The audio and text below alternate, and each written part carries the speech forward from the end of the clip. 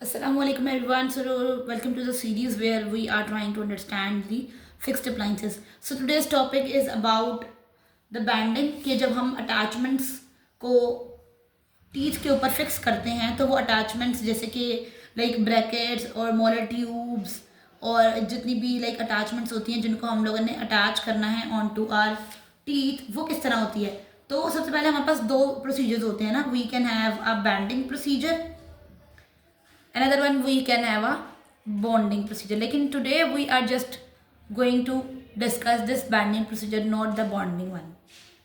Okay, so what is banding? Banding basically involves जिसमें हम लोग thin stainless steel strips को यूज करते हैं. एज अ नेम सजेस्ट कि ये बैंड है. So band is what? Band is a thin strip. और वो स्ट्रिप जो है वो किसकी है? ये स्ट्रैप है, ये जो है वो वायर की है. ठीक है. अब ये जो बैंड लगेगा ये अराउंड द टीथ लगेगा. If this is what we have like this is the crown and this is the root, right. So band इस तरह से ओवरलैप कर लेगा. सो ये जो ओवरलैपिंग हो जाती है अराउंड द टीथ, इसकी जो है वो डिफरेंट थिकनेसेस और वेट्स हमें मिलती हैं. लाइक यूजुअली तो हम यही सुनते हैं कि हमारे पास मोलर्स पे बैंड्स होते हैं. लाइक मोलर्स मीन्स के we have bands for posterior teeth, लेकिन हमारे पास we can also have bands for anterior teeth. तो एज अ हमें पता है कि मोलर्स जो होते हैं वो विड्थ में भी और थिकनेस में भी एंटीरियर से ज़्यादा होते हैं, तो इनके बैंड्स भी थिक होंगे. इसी तरह एंटीरियर मोलर्स वगैरह और पोस्टीरियर टीथ की कंपैरिजन में थोड़े लाइक विड्थ में भी कम होते हैं, थिकनेस में भी कम होते हैं, तो इनके जो बैंड्स वो थिन और नैरो होंगे. अब बैंड की इटसेल्फ अगर मैं एक बैंड यहाँ पे बनाने की कोशिश करूँ इस तरह इसकी ये कि ये इस तरह पूरा एक बैंड है, तो या इसी तरह इसकी ऑपोजिट साइड इस तरह पूरी बनी हुई है. ठीक है. सो हमें देखने में मिलेगा कि एक इंटरनल सरफेस है, अंदर वाली जो हमें इनर नज़र आएगी, और वो हमें एक आउटर सरफेस नज़र आएगी. तो हमें कैसे पता लगेगा कि which surface is inner and outer? तो outer surface is always smooth and glossy. ये वाली जो सरफेस है outer will be smooth and glossy and inner will be rough and dull. तो इस तरह से हमें उसकी आउटर इनर का पता लग जाएगा. अब देखें रफ और डल क्यों है?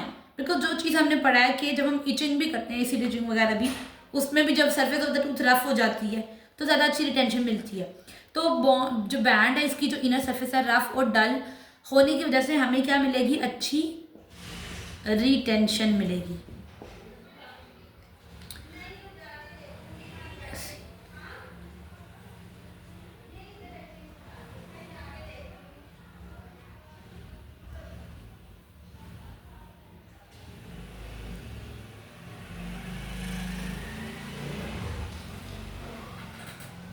तो अब हम देखते हैं कि इंडिकेशंस ऑफ बैंडिंग क्या है, कि हमने कब कब बैंड्स लगाने होते हैं. सबसे फर्स्ट इंडिकेशन ये है कि जब भी हमने पोस्टीरियर टीथ के ऊपर कुछ करना है तो हम लोग बैंड लगाएंगे. तो firstly we use bands on posterior teeth, right. क्योंकि वो कह रहे हैं कि वो अटैचमेंट्स जिनको हम बैंडिंग के थ्रू अटैच करवाते हैं, ठीक है, वो ज़्यादा बेटर तरीके से अटैच रहती हैं बॉन्डिंग के कंपैरिजन में. सही. बिकॉज बॉन्डिंग के अंदर हमें मॉइस्चर कंट्रोल करना पड़ता है, जबकि पोस्टीरियर में मॉइस्चर कंट्रोल जो है वो बहुत ही मुश्किल प्रोसीजर है. तो बैंडिंग में मॉइस्चर कंट्रोल की इतनी कोई ज़रूरत नहीं होती. ठीक है. अगर वो कम भी है, अगर वो इतना कंट्रोल नहीं भी है, तो we can still give bands on the posterior teeth. जबकि अगर हमने वही बॉन्डिंग पोस्टीरियर्स में करनी है तो हमें बहुत ज़्यादा मॉइस्चर कंट्रोल की जरूरत है, जो कि पोस्टीरियर्स में पॉसिबल नहीं है. First point, we can give bands on the posterior teeth because we don't require much moisture control, and also the attachments which are banded on the posterior teeth are better than bonded attachments.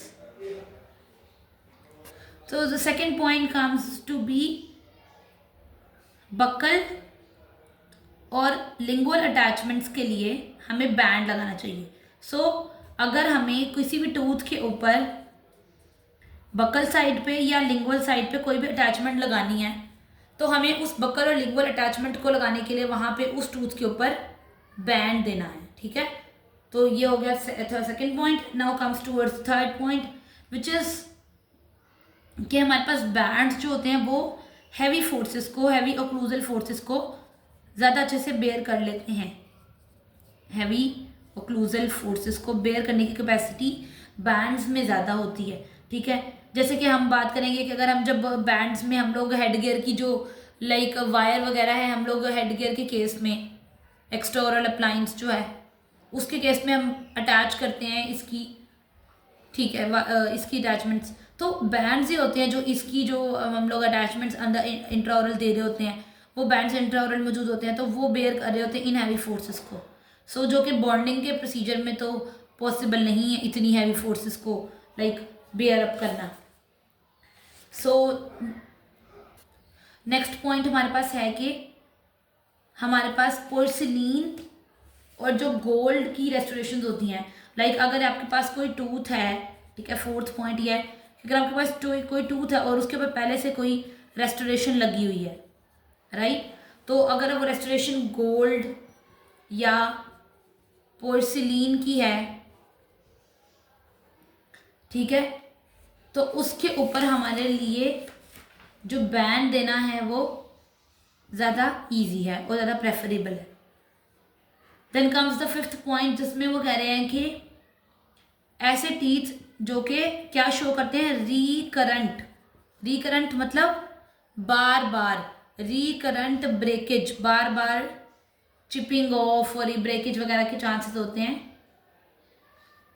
क्योंकि अगर उनके ऊपर bonding से कोई चीज़ लगाएंगे तो वो तो बार बार उतरती जाएगी अटैचमेंट बॉन्डिंग से, तो हमने वो बॉन्डिंग नहीं करनी क्योंकि हमें ये बार बार ब्रेकेज नहीं चाहिए, तो वो हम उसके ऊपर परमानेंटली बैंड लगा के ज़्यादा बेहतर तरीके की रिटेंशन ले सकते हैं। अब sixth point and last indication of our banding is what, sixth point is कि जब हमारे पास अपोजिंग डेंटेशन के साथ हमने, चूंकि हमें पता है कि जब हम अपनी जॉज को क्लोज करते हैं, लाइक व्हेन वी ओक्लूजन के केस में हमारे जो ओपोजिंग डेंटेशंस होते हैं वो कांटेक्ट करते हैं, तो अपोजिंग डेंटेशन के कांटेक्ट करने के केस में हमारे पास बैंडेड अटैचमेंट्स को यूज़ करना इज़ प्रेफरेबल एज कम्पेयर कि हम लोग बॉन्डेड अटैचमेंट्स को यूज़ करें। सो मैं अब इसको समराइज़ कर देती हूँ कि हमने क्या क्या इंडिकेशंस पढ़ी। नेक्स्ट वीडियो में हम लोग इसकी स्टेप्स को देखेंगे कि हम किस तरह एक बैंड लगाते हैं और किस तरह बैंड सेलेक्ट करते हैं और क्या प्रोसीजर होता है। अभी हम इंडिकेशंस को समराइज़ कर लेते हैं। फर्स्ट इंडिकेशन हमने करी कि जब भी हम लोगों ने पोस्टीरियर टीथ में काम करना है और वहाँ पे हमें मॉइस्चर कंट्रोल की भी ज़रूरत नहीं है और हमें अब बेहतर तरीके से अटैचमेंट करवानी है अपनी अटैचमेंट्स की। सेकेंड हमने कहा कि बक्कल या लिंगुअल अटैचमेंट्स देनी होती हैं तो उस टूथ पे हम बैंड्स लगाते हैं। फिर हमने कहा कि अगर बहुत ज़्यादा हैवी फोर्सेज हैं like in the case of head gear, तो इतनी फोर्सेस को बॉन्डिंग के थ्रू बेयर नहीं किया जा सकता। फिर हमने कहा कि अगर किसी चीज़ के ऊपर पहले से पोर्सिलीन या गोल्ड रेस्टोरेशन लगी हुई है तो हम उसमें भी वो देते हैं, बैंड देते हैं। फिर हमने कहा कि जहाँ पे टीथ में बार बार ब्रेकेज होने के चांसेस हैं अटैचमेंट्स के, तो वहाँ पे भी हम बैंड देते हैं। और लास्ट पे हमने कहा कि जब हमने जॉ क्लोजर के केस में ओपोजिंग डेंटेशंस को कांटेक्ट कराना होता है तो उसमें भी हमारे पास बैंड देना is more preferable. So stay tuned for the next video and if you like the video don't forget to subscribe the channel. Bye bye.